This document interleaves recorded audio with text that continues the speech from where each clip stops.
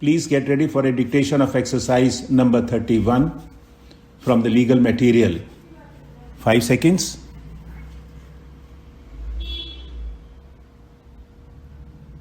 Start. The petitioner is praying for the quashing of the letters dated 3/2/2009 and 5/2/2009, whereby the Delhi Development Authority informed the petitioner that its tender had been rejected and they had decided to recall the tender. Stop. The petitioner is aggrieved by the fact that despite its price bid being the lowest for the project, the same was rejected, and that too at a belated stage and without assigning any reasons. Stop. Alleging malafides on part of the respondents, the petitioner seeks a direction from this court that the turnkey project in question be awarded to the petitioner, and also that an independent agency be asked to investigate the matter. Before we go into the questions that arise for consideration, an examination of the facts of the case is necessary. Stop. On 24/6/2007, the DDA, through a notice published in the Hindustan Times, invited expression of interest from interested agencies in respect of DDA's project of constructing 50,000 multi-storied houses in the next 5 years using fast mode of construction like prefab construction technologies on turnkey basis. Stop. It was also indicated that the job shall comprise of planning, designing and construction of houses with specified services, and that the technology to be used shall be fast and cost effective and shall conform to NBC of India and relevant BIS codes. Stop.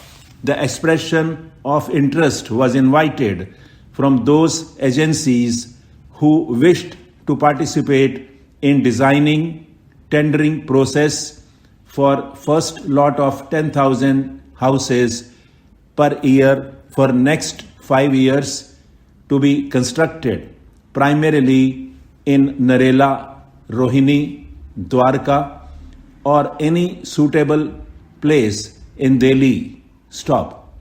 ERA Infra Engineering Limited, the petitioner herein expressed its interest in the turnkey project through its letter of 31/7/2007. Stop. Along with the said letter, the petitioner also enclosed literature of prefab construction technology. Stop. DDA shortlisted the petitioner along with others and requested them to make a presentation on 1/9/2007 regarding the technology that they were going to use. Stop. The presentation was to cover inter alia the aspect of suitability of technology for low cost housing in seismic zone. Stop. DDA informed all the shortlisted contractors, including the petitioner herein, to submit their bids. Stop. The envelope containing earnest money and bids shall be submitted simultaneously on due date. Stop. Only technical bid shall be opened on the due date, whereas financial bid shall be kept sealed. Stop. Later on, a date shall be fixed for opening of the financial bid and bid of only those contractors whose technical bids are found acceptable by the technical board. Stop. Okay अब हम देखते हैं outline इसी legal का जो 31 की dictation अभी आपने लिखी है, इसकी आउटलाइन देखिए। और आउटलाइन में वो रिपीट नहीं करूँगा जो मैंने पहली वाली वीडियो में दी थी, वो आप उसको भी देख लें, आउटलाइन वहाँ भी मिलेंगी आपको, इसलिए मैं उनको रिपीट नहीं कर रहा उन वर्ड्स को। शुरू कर रहा हूँ मैं यहाँ से प्रेइंग। जब हम प्रेइंग लिखते हैं तो we need to be careful कि प्रे का भी ए लगाएं और इंग भी डॉट जरूर लगाएं। उसके बाद है development authority, Delhi development authority आया था, तो डेवलपमेंट को आप TH से काट सकते हो अथॉरिटी के लिए, नॉर्मली हम TH से काटते हैं। Next is aggrieved. एग्रीव्ड में AGR होगा, नेचुरली फर्स्ट प्लेस पे लिखेंगे आप इसको एग्रीव्ड। तो V को या तो हाफ कर सकें केयरफुली तो अच्छी बात है, नहीं तो आप V को काट लीजिए। दैट विल शो यू कि ये एग्रीव्ड है, पास्ट में है। नेक्स्ट आउटलाइन मैंने दी है बाय द फैक्ट दैट। कोशिश करिए द फैक्ट दैट या बाय द फैक्ट दैट जहां भी आता है नीचे आप उसको एक्ट दैट करके करेंगे तो बाय द फैक्ट दैट पढ़ेंगे इसको। नेक्स्ट है बिड। बिड को आपने B और D क्लियर लिखना है और हो सके तो जरूर डॉट भी नीचे लगाइए। और उसके बाद है लोएस्ट। लोएस्ट में को भी अगर आपने प्लेस प्रॉपर नहीं किया, अगर आपने नीचे कर दिया, थ्रू द लाइन किया तो लीस्ट हो जाएगा, अबव द लाइन करेंगे तो लास्ट हो जाएगा। तो लोएस्ट को आपने ऑन द लाइन लिखना है और ओ के बाद एक दूसरा वावल है ओवेस्ट, तो आपको ओ के वावल के साथ एक टिक भी देना है। उसके बाद मैंने आउटलाइन दी है विदाउट की, अगर आप अडॉप्ट कर सकें, क्योंकि विदाउट का कंफ्यूजन दैट के साथ नॉर्मली होता है, तो ये आप चाहें तो अडॉप्ट कर सकते हैं। Next is malafides. Malafide is a Latin phrase. Malafide बोलते हैं किसी रॉन्ग इंटेंशन। तो ये दो वर्ड होते हैं और M और F दोनों स्मॉल आएंगे, दो वर्ड होंगे और आउटलाइन मैंने इकट्ठी की है मैलाफाइड्स। हो सकता है आपने पहले भी मैगजीन में देखी हो, it's a common word malafide. Next है कि अगर on the part of the आएगा तो वो अलग से लिखा जाएगा, लेकिन यहाँ वर्ड है ऑन पार्ट ऑफ द, तो ऑन अलग लिखना है आपने और पार्ट ऑफ द, पार्ट के साथ F की hook, part of the. Next जो आउटलाइन है वो है टर्न की। टर्न की, तो टर्न करके और की उसके साथ जोड़ना है। टर्न की प्रोजेक्ट है, टर्न की आपने देखा होगा जो टेंडर दिए जाते हैं ज्यादातर टर्न की प्रोजेक्ट होते हैं, जिसमें सभी काम पार्टी करेगी, सभी काम उसकी रिस्पॉन्सिबिलिटी होगी, टर्न की प्रोजेक्ट होते हैं। नेक्स्ट वर्ड है इन्वेस्टिगेट। इन्वेस्टिगेट में आपको G हाफ करके डॉट दे दें तो बहुत अच्छी बात है। और इन्वेस्ट हो तो उसकी आउटलाइन मैंने नेक्स्ट दी है इन्वेस्ट। इन्वेस्टमेंट हो तो आपने इन्वेस्टमेंट की आउटलाइन नेक्स्ट है। और अगर इन्वेस्टेड हो तो आप T को हाफ लिख सकते हैं या T को काट सकते हैं, दोनों में से कन्वीनियंट काटने का होता है और आपको कंफ्यूजन नहीं होता। नेक्स्ट जो है वो है फैक्ट्स ऑफ द केस। ये फैक्ट्स ऑफ द केस को आप ज्वाइन करके लिख सकते हैं। उसके बाद है पब्लिश्ड। वर्ड है पब्लिश्ड, और पब्लिश और पब्लिश्ड आउटलाइन दोनों एक जैसी हैं, लेकिन पब्लिश में आप P और B लिखिए और पब्लिश्ड जब हो तो P B लिख के उसको काट दीजिए। That will help you to identify कि ये पास्ट में है। नेक्स्ट देखिए आउटलाइन हिंदुस्तान टाइम्स। अब हिंदुस्तान टाइम्स एक प्रॉपर नाम है किसी का और प्रॉपर नाउन है, तो इसके नीचे डबल टिक जरूर लगाइएगा, ये मेरी सजेशन है आपको।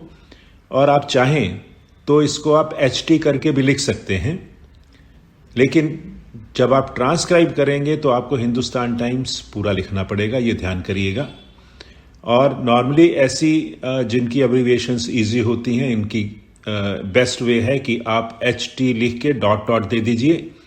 डॉट डॉट का मतलब है कि आपको पूरा लिखना है, और विदाउट डॉट होगा तो आप HT एक वर्ड HT करके लिख सकते हैं। तो जो भी एब्रीविएशन अगर आप समझते हैं इजी, RBI किसी ने बोला या रिजर्व बैंक ऑफ इंडिया बोला, तो जब आरबीआई बोलेंगे तो उसमें डॉट नहीं आएगा। जब रिजर्व बैंक ऑफ इंडिया बोलेंगे तो आरबीआई लिख के आप डॉट डॉट दे दीजिए, दैट विल सिग्निफाई कि मुझे एक्सप्लेन करना है इसको पूरा। नेक्स्ट वर्ड है एक्सप्रेशन, देख लीजिए। और अगर एक्सप्रेस की आउटलाइन कोई एक्स को डबल करके करते हैं तो उसके लिए एक्सप्रेशन वो भी है, ऑल्टरनेट दिया है मैंने। नेक्स्ट है मल्टी स्टोरीड, देख रहे हैं, multi L half, multi storeyed. उसके वर्ड है बाद है प्री फैब। प्री फैब में भी आपको प्री में डॉट जरूर दीजिए, और फैब में अगर वॉवल लगा देंगे तो आप इजीली पहचान जाएंगे और आपको ट्रांसक्रिप्शन करने में एनर्जी ज़्यादा नहीं लगानी पड़ेगी। प्री फैब और टेक्नोलॉजीज आया वर्ड, वो भी मैंने दे दिया, वैसे तो इजी है। नेक्स्ट एक वर्ड आया है कन्फर्म, कन्फर्म नहीं कन्फर्म। कन्फर्म मीन्स किसी के साथ कंप्लायंस जैसे हो, कन्फर्म। तो कन्फर्म जब भी लिखें आप ओ जरूर लगाइएगा। और उसके बाद है विश्ड। जब विश होता है तो एस एच को हम थ्रू द लाइन लिखते हैं, विश।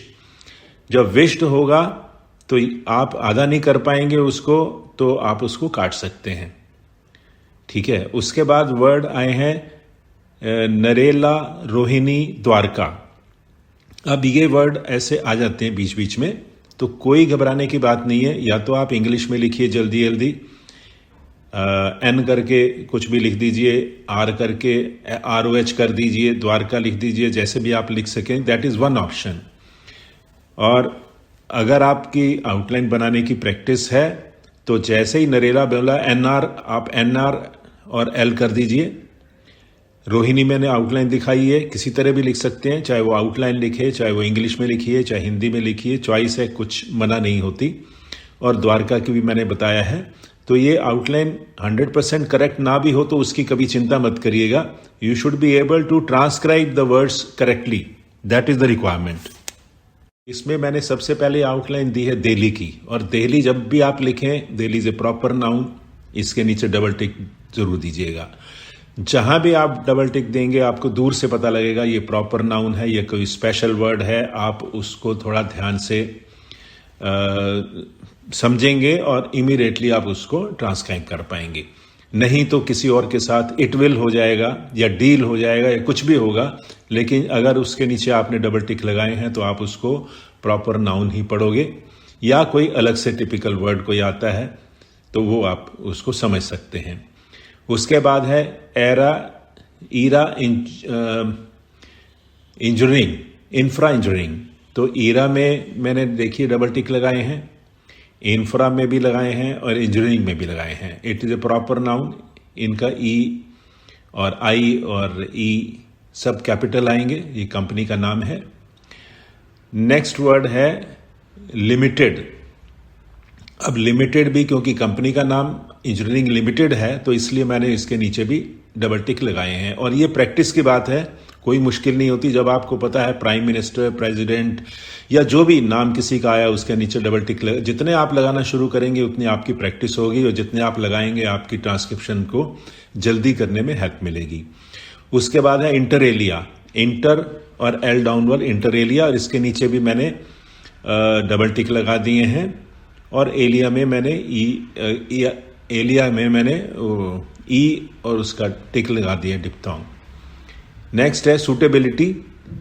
सूटेबिलिटी और सूटेबली दोनों में मैंने डिफरेंस दिखाया है, आप समझ सकते हैं।